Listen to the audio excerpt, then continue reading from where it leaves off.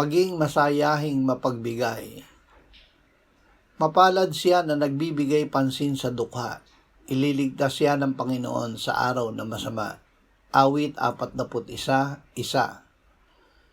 Sa pagbabalik ng Panginoong Hesus ay itatanong sa kanya ng mga matuwid, Panginoon, kailan ka namin nakitang gutom at pinakain ka namin, o uhaw at binigyan ka ng inumin?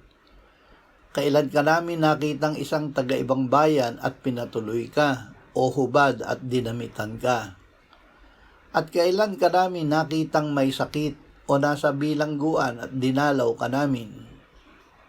At sasagot ang hari at sasabihin sa kanila, katotohanang sinasabi ko sa inyo, iyamang ginawa ninyo ito sa isa sa pinakamaliit sa mga kapatid kong ito, ay sa akin ninyo ginawa.